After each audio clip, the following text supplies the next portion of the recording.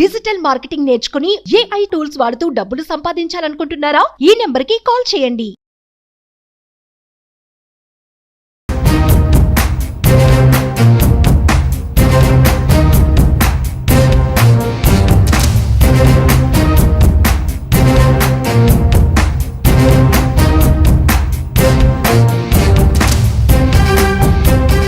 తన భర్త తనను మోసం చేశాడంటూ నిన్నటి నుంచి కూడా తన భర్త ఇంకొక అమ్మాయితో ఉంటున్నాడు. అక్కడికి వెళ్లి భర్త ఇంటి ముందే కూర్చొని నిరసనకు దిగినటువంటి బాధిత మహిళ నక్షత్ర చెప్తున్నవన్నీ నిజాలేనా, నక్షత్ర ఆరోపిస్తున్నవన్నీ వాస్తవాలేనా, ఇది తెలుసుకునే ప్రయత్నంలో భాగంగా మనం తేజ్ వాళ్ళ ఇంటికి వచ్చాము. అంటే నక్షత్ర వాళ్ళ మావయ్య గారు వాళ్ళ ఇంటికి. సో వాళ్ళ ఫాదర్ కూడా మనతో పాటు ఉన్నారు, తేజ్ వాళ్ళ ఫాదర్. ఆయనతో మాట్లాడదాం. నమస్తే సార్, మీ పేరండి? రంగనాథన్. ఇప్పుడు తేజ్ కి నక్షత్రకి ఎప్పుడు పెళ్ళయింది సార్? ఇప్పుడు మీ కోడలు ఆరోపిస్తున్నా, అంటే తను ఆరోపణలు కాదు ఇవి వాస్తవాలంటూ నిన్న మీడియా ముందుకు వచ్చింది. తేజ్ ఇంకొకరితో ఉండడం, అక్కడికి వెళ్లి ఆమె నిరసన తెలపడంతో పాటు మీడియాని పోలీసులను కూడా తీసుకెళ్లింది అమ్మాయి. ఇదంతా మీరు కూడా చూసే ఉంటారు. ఏం జరిగింది సార్? మీ నుంచి ఏం చెప్పాలి అనుకుంటున్నారు? ఇందులో చెప్పడానికి ఏం లేదండి. 2015లో మ్యారేజ్ చేసామండి. చేసిన తర్వాత మా ఇంట్లో ఒక 3 days ఉన్నారు, 3 nights ఉన్నారు. ఆ తర్వాత వెళ్ళిపోయారు. ఆ రోజు నుంచి ఈ రోజు వరకు మా ఇంటికి ఎవరు రాలేదు. ఏదో ఫంక్షన్స్ అయితే వెళ్ళడమే తప్ప వాళ్ళు వచ్చి మా ఇంట్లో ఉండడం, మేము వెళ్ళి వాళ్ళ ఇంట్లో ఉండడం అనేది మాకు జరగలేదు. సినిమాలు అనేది పెళ్లికి ముందు నుంచి ఇంట్రెస్ట్ అండి? మీకు చెప్పాడా ప్యాషన్? పెళ్లికి ముందు నుంచి చేశాడండి. చిన్న చిన్న షార్ట్ ఫిల్మ్స్ చేశాడండి. ఒక రోజు నేను షూటింగ్కి వెళ్తే ఈ అమ్మాయి సినిమాలో హీరోయిన్ అండి. ఇంతకుముందు ఈ అమ్మాయి 2 పిక్చర్స్లో యాక్ట్ చేసింది. తర్వాత వీడికి హీరోయిన్గా వచ్చింది. మరి ఏ కారణాలో మనకు తెలియదు, ఆ సినిమా ఆగిపోయింది. ఆ తర్వాత వీళ్ళు పెళ్లి చేసుకున్నారు. పెళ్లి చేసుకున్న తర్వాత ఏం జరిగింది ఏంటనేది మనకు తెలియదు. చాలాసార్లు గొడవలు అయితే నేను అలవడం జరిగింది. ఆ గొడవల కారణం ఏంటంటే ఇంకా ఆయన సినిమాకి వెళ్ళకూడదని, రిస్ట్రిక్షన్ అవుతుందని ఆయన చెప్పడం, వీళ్ళు కూడా వెళ్ళడానికి వీలు లేదని నాకు చెప్పడం, అన్నీ జరిగినాయి. ఇద్దరు సినిమా ఇండస్ట్రీలో ఉన్న వాళ్ళే అక్కడే కనెక్ట్ అయ్యారు, ప్రేమించి పెళ్లి చేసుకున్నారు. మీ అందరిని పెద్దలను ఒప్పించి సినిమాలు వద్దు అనేది ఎవరి నుంచి వచ్చిన డిమాండ్? దానికి మీ నుంచి గానీ మీ అబ్బాయి నుంచి గానీ ఆన్సర్ అదే కారణం అంటున్నారు కదా ఇద్దరి మధ్య గొడవలకి. అలా వాళ్ళు చెప్పడం, ఆడి సినిమా పిచ్చి ఉంది, నేను సినిమాలోనే చేస్తాను, నేను స్క్రీన్ మీద కనబడాలని ఆన పట్టుతాను, నువ్వు సినిమాకి వెళ్ళడానికి వీలు లేదని వీళ్ళు పట్టుతాను. అంతకుముందు ఉద్యోగం లేదండి. సినిమాల్లో తిరిగి సినిమాలో ఒక సినిమా యాక్ట్ చేశాడు, అప్పుడు కూడా ఉద్యోగం లేదమ్మా. ఆ తర్వాత వచ్చింది ఉద్యోగం. ఎవరు చేశారు సార్ ఉద్యోగం? కూడా మా పాప భవిష్యత్ బాగుంటుంది, ఈ అబ్బాయి సినిమాలు అంటూ విచ్చలవిడిగా తిరగడమే కాదు, ప్రాపర్ గా ఒక ఫ్యామిలీ ఏర్పడింది కాబట్టి ఒక ఉద్యోగం కూడా మేము వేయించాము అని నక్షత్ర వాళ్ళ పేరెంట్స్ వీళ్ళు చెప్పడం ఉద్యోగం వేయించామని. ఆడంటే నేను తెచ్చుకున్నాను. ఎందుకంటే తెలియాలంటే మన దగ్గర ఉండాలి కదండి, మనుషులు మన దగ్గర ఉండాలి కదా. వీళ్ళు చెప్పారు, అదే చెప్తాను. వాళ్ళకి ఉద్యోగం వేయించారని వాళ్ళు చెప్పారు, అర్థమైందా? ఉద్యోగం వాళ్ళేమో నేనే వేసుకున్నానని అడిగి చెప్తాడు, అర్థమైంది కదా. అయితే విషయాలు ఇవి అంతవరకు. ఇప్పుడు సార్ కట్నం కూడా ఇచ్చాము, ఒక ఫ్లాట్ ఇచ్చాం, 20 లక్షల కారు ఇచ్చామని చెప్తున్నారు. అంటే మా పాప భవిష్యత్తు బాగుండాలి కాబట్టి, అతను వాళ్ళ నాన్నగారు కూడా సెంట్రల్ గవర్నమెంట్ ఎంప్లాయీ కాబట్టి కావాల్సినవన్నీ ఇచ్చాము, సినిమా తీసేందుకు కూడా ఒక 15 లక్షల రూపాయల బడ్జెట్ కూడా పెట్టామని వాళ్ళు చెప్తున్నారు. ఇవన్నీ మీకు తెలుసా లేదంటే తెలియదా? నాకు రూపాయి కట్నం మేము తీసుకోలేదండి. ఇప్పుడు మా ఫాదర్ చనిపోయారు ఉన్నప్పుడే మేము రూపాయి కట్నం తీసుకోలేదండి. వాళ్ళు కారు ఇచ్చామంటున్నారు, ఆహా అనుకున్నాం. ఇల్లు ఇచ్చామన్నారు, ఆహా అనుకున్నాం. అల్లుడికి ఇచ్చుకున్నారు అనుకుంటున్నాం, అంతేగాని నాకు ఇచ్చారు చేసుకున్నారు ఇచ్చి ఉండొచ్చు, ఎందుకంటే వాళ్ళకు ఉంది కాబట్టి ఇచ్చారు, నాకు లేదు. నేను తండ్రిగా చూసుకున్నారా సార్ ఆర్థికంగా? అంటే కూతుర్ని ఇచ్చినందుకు అల్లుడికి అన్ని బాగానే చూసుకున్నారా? నేను ఒక విషయం చెప్పాలి, ఇక్కడ చూసుకున్నారా లేదా అన్నది చూసుకుంటారు. ఎవరు అల్లుడిని ఎవడు చూసుకోకుండా వదిలేరు. బట్ 3వ రోజు వెళ్ళిపోయిన తర్వాత ఏం జరుగుతుంది అన్నది మనకు తెలియదు. పెళ్లి అవ్వకముందు నుంచి ఈ రకమైన అలవాట్లు ఉన్నాయా మీ అబ్బాయికి? పెళ్లి అయిన తర్వాత మారాడా, లేకపోతే సినిమాలు తర్వాత ఆ అబ్బాయి బిహేవియర్ లో చేంజెస్ వచ్చాయి? ఏం గమనించారు అసలు? పెళ్ళి అవ్వకముందు నా కొడుకు ఏవి లేవండి, ఇలాంటివి ఎలాంటి అలవాట్లు లేవు.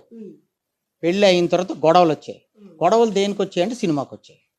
అంటే ఇవన్నీ కారణం సినిమాలోకి వెళ్ళాక ఇవన్నీ స్టార్ట్ అయ్యాను. సినిమాలోకి వచ్చిన తర్వాత ఎలాంటి చేంజెస్ చూసారు మీ అబ్బాయిలో? చేంజెస్ చూడడానికి నేను నా దగ్గర ఉంటే కదా చేంజెస్ చూడడానికి. గొడవలు అవుతున్నాయంటే వెళ్ళడం, ఇద్దరిని సంజయించడం, రావడం. రాత్రి పెళ్లి వేరే సార్, పెళ్లి తర్వాత 3 రోజుల పాటు మాత్రమే కొడుకు కోడలు నా దగ్గర ఉన్నారు, తర్వాత లేరు కాబట్టి వాళ్ళ కోసం నేను ఏమి చెప్పలేకపోతున్నాను అంటున్నారు ఒక తండ్రిగా మీరు.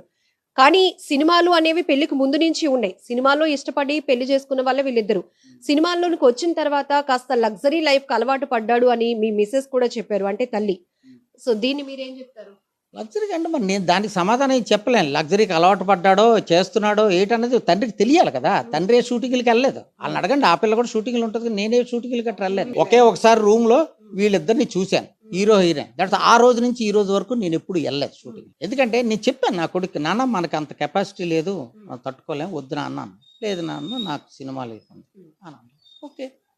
నక్షత్ర ఎలాంటి అమ్మాయి సార్? మీ కోడలు గురించి చెప్పాలంటే మీరు ఏం చెప్తారు? నిన్న ఫోన్ లో కూడా అత్తయ్య మీ అబ్బాయి ఇలా చేస్తున్నాడు, అత్తయ్య మీ అబ్బాయి ఇంకొకరితో ఉంటున్నాడు, నాకు నా కూతురికి అంటే మీ కోడలనైనా నాకు మనవరాలకు అన్యాయం చేశాడు అత్తయ్య అంటే ఆమె బాగా రెస్పాండ్ అయ్యారు. అంటే మీ భార్య చాలా మంచిదను కదమ్మా, నీకు సపోర్ట్ గా మేము ఉంటాము, అత్తయ్య మామయ్యగా మేమిద్దరం నీకు సపోర్ట్ గా ఉంటాం, వాడు ఇలాంటి అలవాట్లకి గురయ్యాడు అన్నది కూడా మేము నమ్మలేకపోతున్నాము, ఖచ్చితంగా దీని మీద ఒక డిస్కషన్ చేసిన తర్వాత స్టెప్ తీసుకుందామమ్మా, నువ్వు ధైర్యంగా ఉండు అని కూడా మీ వైఫ్ అంటే మీ కోడలు గారితో మాట్లాడారు.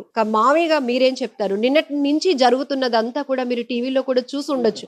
మీరు అంటున్నారు నా దగ్గర నా కొడుకు లేడు, కోడలు లేదు కాబట్టి నేను వాళ్ళ కోసం ఏమీ చెప్పలేకపోతున్నానని. ఒక నిమిషం సార్, నిన్న మీడియాలో అతను ఈ అమ్మాయి తలుపు కొట్టగానే ఆ అమ్మాయితో ఉండడం చూసింది, పోలీసులు కూడా ఉన్నారు, మీడియా కూడా ఉంది సాక్ష్యంగా. మీ అబ్బాయి చెప్పాడు షీ ఈజ్ మై వైఫ్ అన్నాడు. సో ఆ స్టేట్మెంట్ తో మేమంతా అవాక్ అయ్యాం. డైవర్స్ కూడా ఇవ్వకుండా షీ ఈజ్ మై వైఫ్ అని ఒక అమ్మాయిని చెప్పాడు. అంతలోనే మళ్ళీ ఒక 5 నిమిషాల్లో స్టేట్మెంట్ మార్చాడు. ఇది సినిమా ఆఫీస్, నా పర్సనల్ ఆఫీస్, ఏది బ్యానర్ కూడా ఉండదు. ఈ అమ్మాయి ప్రాజెక్ట్స్ కోసం వచ్చింది. ఈ అమ్మాయి కాదు, చాలా మంది వచ్చి వెళ్తూ ఉంటారు ప్రాజెక్టుల కోసమని. ఇక్కడ ఒక 5-10 నిమిషాల వ్యవహారం తేడాలోనే 2-3 రకాల స్టేట్మెంట్లు మీ అబ్బాయి నుంచి చూసాం సార్. సో మీరు కని పెంచున్నారు కాబట్టి మీ అబ్బాయి కోసం మాకన్నా మీకే బాగా తెలుస్తోంది. దీన్ని ఎలా చూస్తారు?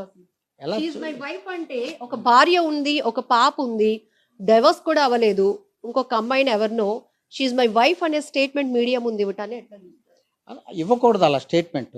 కానీ మీకు స్టేట్మెంట్ ఇచ్చాడు, కానీ నా చేతుల్లో లేనిది ఇది. వాళ్ళు నా దగ్గర ఉంటే ఇరువైపుల నుంచి వాళ్ళకి ప్రాబ్లం వస్తే వాళ్ళు నన్ను కన్సల్ట్ చేస్తే నేను యాక్షన్ తీసుకుంటాను. ఇప్పుడు వరకు నాకు ఏవీ చెప్పకండి, ఇన్ని సంవత్సరాలు అయిపోయిన తర్వాత ఇప్పుడు వచ్చి నీ కొడుకు ఎలాంటోడు మీ కోళ్ళు ఎలాంటిది అంటే నేను ఏం సమాధానం చెప్తాను?